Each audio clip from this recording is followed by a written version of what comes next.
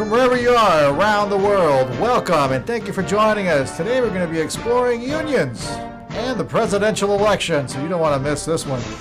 Today we have with us Dr. Daniel DiSalvo. He's Assistant Professor of Political Science at the City College of New York, SUNY, and a Senior Fellow at the Manhattan Institute Center for State and Local Leadership. He has also written on American political parties, elections, labor unions, for National Affairs, The Public Interest, The Weekly Standard, Commentary, The New York Daily News, and The New York Post. So let's welcome him to the circle. Welcome to the circle, Dr. DiSalvo. My pleasure to be with you.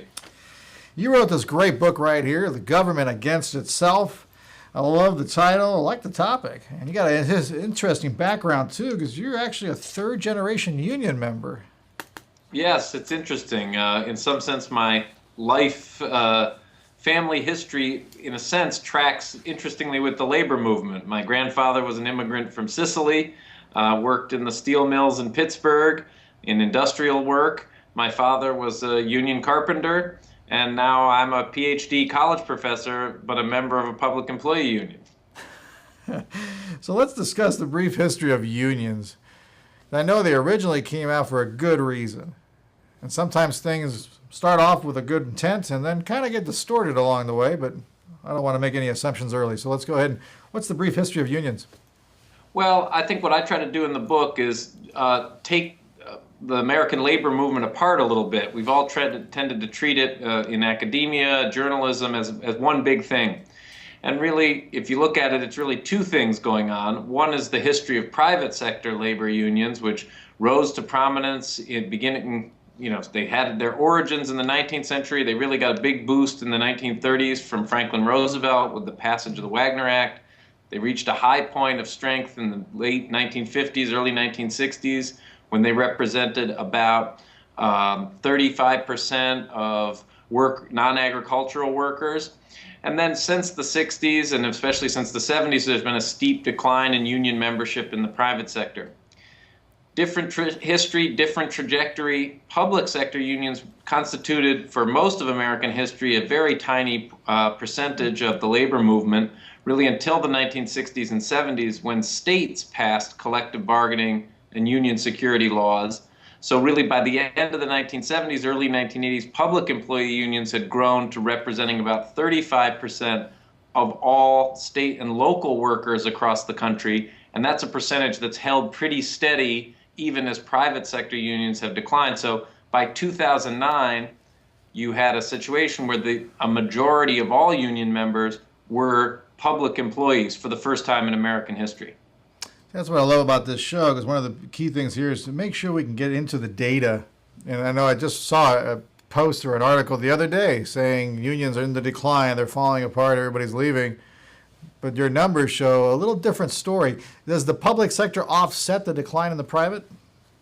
In some sense, it doesn't offset the membership, the total number decline, because obviously there's a lot more people that work in the private sector in the United States. The private sector constitutes 4/5 or slightly more than that of the labor market.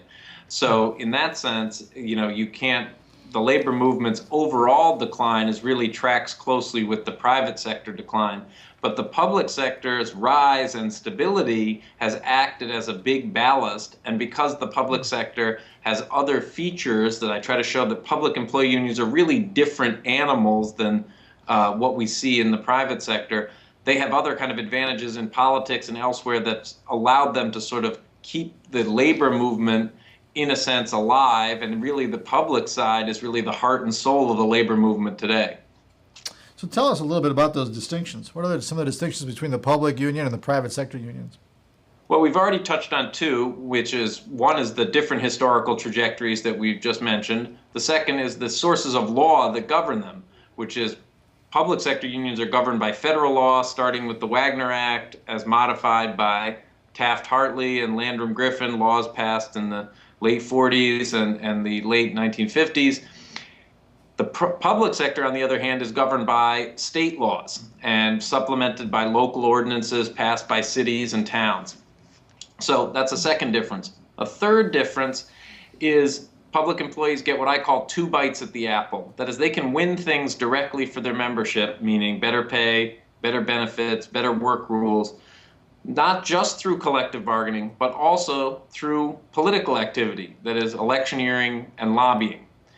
And that leads to a third difference, which is, or fourth difference rather, public employees can in a sense exercise influence on both sides of the bargaining table in the way that private sector unions could never dream of, which is to say public employees through their election and political activity can influence the people that are technically supposed to be management or pushing the other side. Whereas if you're a private sector union, if you're the machinist union in Seattle, you have no say over who the CEO of Boeing is, for example.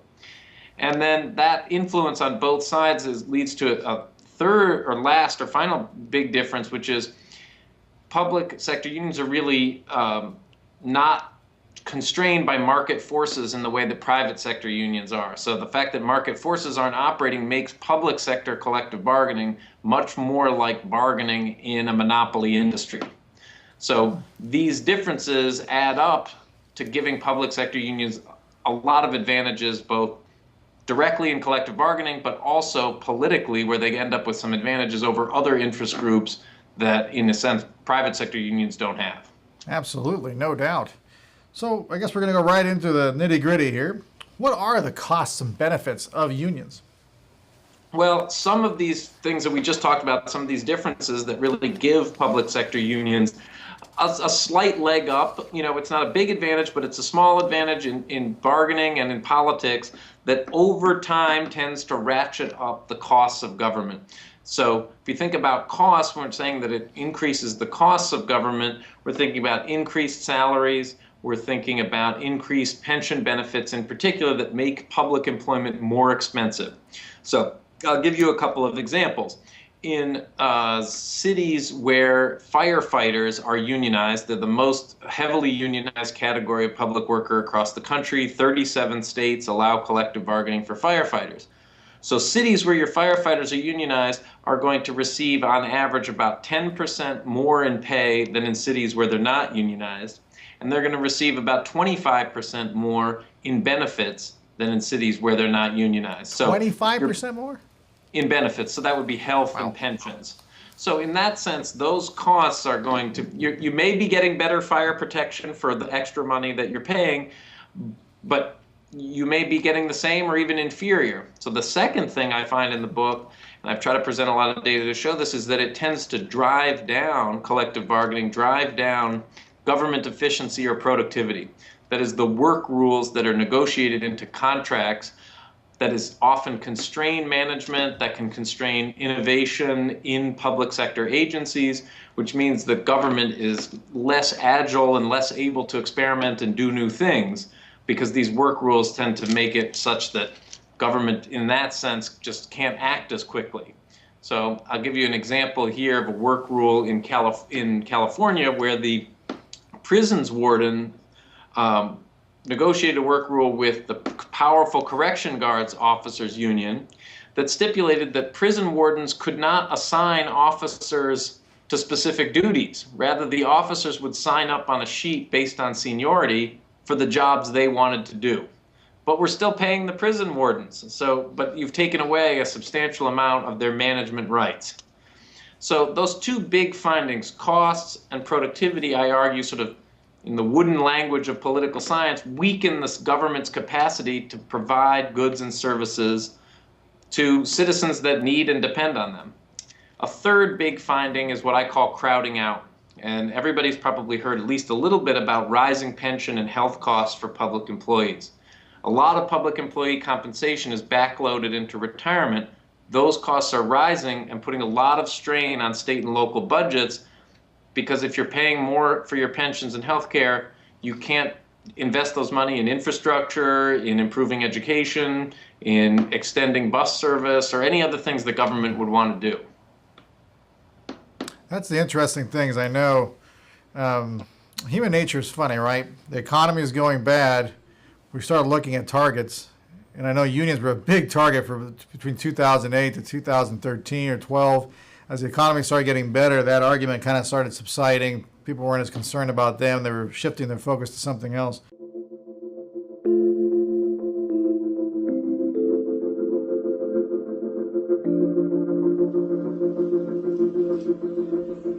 Hi, welcome to Adelante. This is Adelante Recovery, and my name is Yvette Kuglin, and I'm part of the staff. Adelante Recovery Center has helped people in dual diagnosis for 5 years. We accept most PPO insurances and provide luxury accommodations and 24-hour support. To speak with an admissions counselor, call 1-888-242-4450.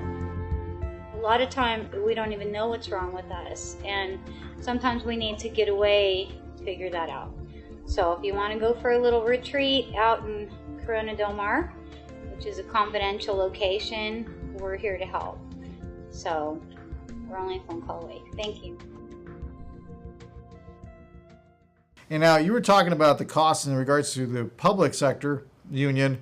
Does the private sector have different types of costs? The private sector obviously is not imposing its costs on the taxpayer or the general public. Clearly, the whole point of private sector unions and public sector unions is to win a better deal for the people that they represent, the workers that they represent, and it would in fact be surprising if they didn't succeed in that in at least some measure. So of course, private sector unions do increase labor costs because they win higher pay and better benefit, and they increase better benefit packages for their workers, and that can increase companies' costs. But companies are constrained because they're in a competitive market, where unions, say in the private sector, got a little overextended, as in the U.S. auto industry, and especially in and around Detroit. You can see now the UAW has workers that are under the old contracts are earning twice as much as workers under new contracts who are earning half that. And then you have a whole other auto industry in the United States in the South and Southwest, where foreign auto plants have opened, Volkswagen, BMW, and you don't have any unions there, and the wages are lower, but those companies are also, in a sense, more competitive, or putting a lot of pressure on the big three automakers in Detroit. So the benefits are really going to the employees only, pretty much. I think that in the private sector, I think there's some evidence that, again, here's this private-public difference. There's some evidence for what economists call threat effects. If you unionize let's say one factory, surrounding employers, in order to prevent union drives, will actually raise wages to try to match that one unionized industry. In the public sector, however, there's very little evidence, most economists find, for threat effects in the public sector, which is to say, if you raise the salaries of sanitation workers in New York City, that doesn't have any effect on surrounding carting and hauling companies that take away trash on the salaries they're paying their workers. Interesting. I guess this is a psychology show, so I'm assuming a lot of times when you have a union, you feel more secure. You feel you're in a better place, I guess, if you feel abused or you feel like there's an inequality happening. So the unions do provide that? They provide a lot of that. In a lot of cases, public employees enjoy much greater job protections than their private sector counterparts, especially if you have a situation where you have civil service rules which offer job protections layered on top of rules negotiated by the union. So if you take grievance procedures, that is for management to fire, transfer, do anything with their public employees, it's much more difficult. That's why we end up with these crazy situations like in New York City, where we had what were called the rubber rooms, which was it was so difficult and time consuming to fire unionized teachers that were either charged with criminal misconduct, were incompetent, that they were basically paid not to teach and put in separate rooms at a cost to the city of millions of dollars, say about $65 million per year. And there are about 700 or so teachers in this, I hate to dignify it by calling it a program. Wow. Because of those very vigorous job protections for teachers in New York City negotiated by the United Federation of Teachers. So it sounds like the pendulum went from one extreme to another. That's right. And that, again, factors into the demands of unions in the public sector aren't checked by, in a sense, market forces, but that job security is really valuable. It's something that economists struggle, and I try to lay out what they do with factoring that into if you think about compensation, people value job security, but how much is it worth in monetary terms? And that's something very hard to specify. It's clearly worth something psychologically to the worker because they feel like, well, I'm pretty much set, I'm stable, I'm guaranteed I'm not going to lose my job if there's a swing in the economy or anything like that. But how much are they willing to, say, give up in monetary terms for that is, again, hard to specify. That's an excellent point. Once again, here's the book, A Government Against Itself, Dr. DiSalvo. Now we're going to switch from public unions and private unions, which may come up in the upcoming year. We have presidential elections coming in about, well, I think they're underway, but the actual elections themselves are probably about 22 months away. I know we already have one gentleman who's stepped out. Mr. Romney's out of the game. So let's ask Dr. DiSalvo, what's your view on the upcoming elections? Well, obviously, it's shaping up to be very interesting. There's almost so many candidates, you can't count them on the Republican side, including a number of senators, a number of governors, currently serving governors, and obviously previous governors in the case of Jeb Bush. So the Republicans in their primary season will have lots to choose from.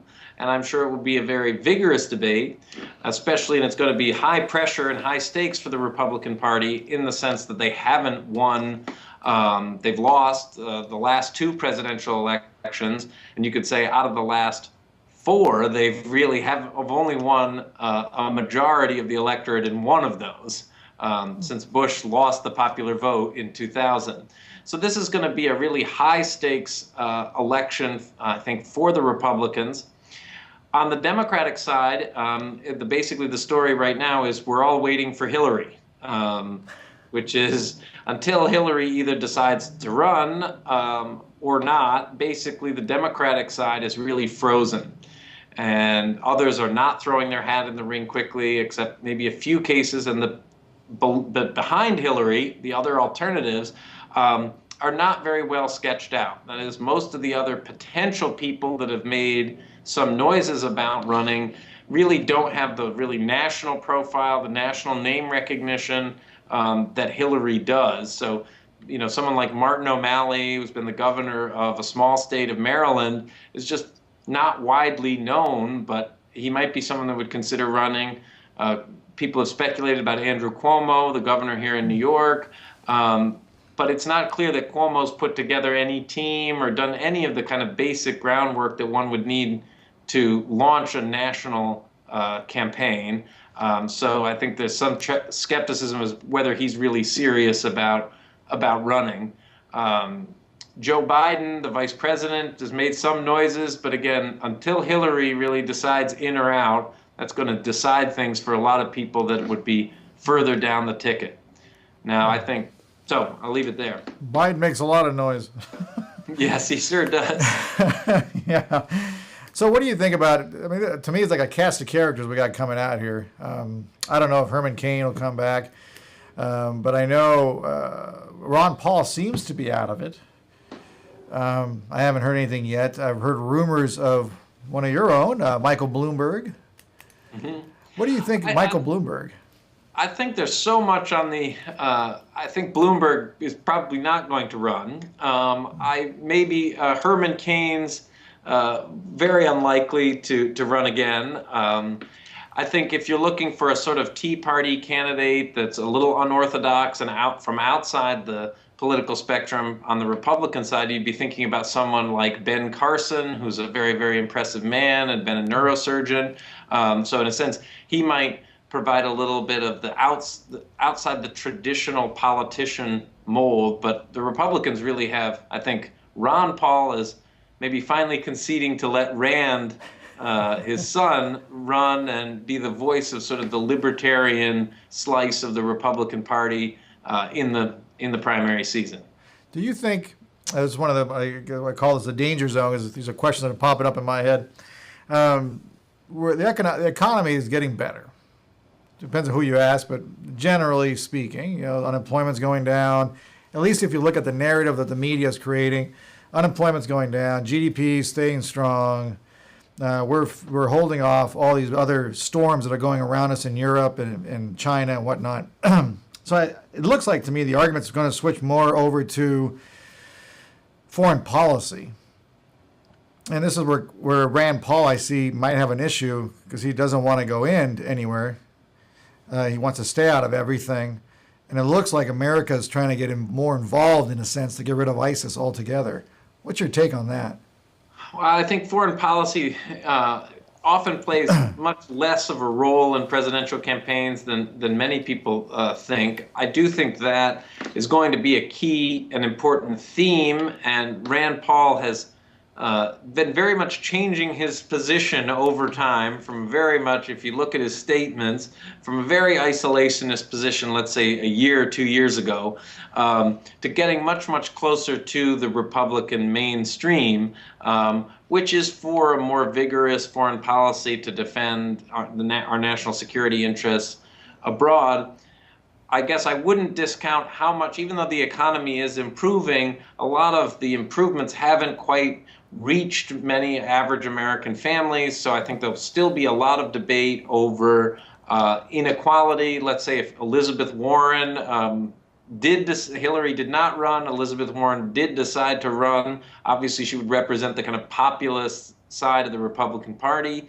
If one looks at the speech Jeb Bush gave just the other day, it's really focused on upward mobility and opportunity for middle-class people. So I do think some of those big domestic issues about opportunity and inequality, they're going to be front and center in the campaign as well.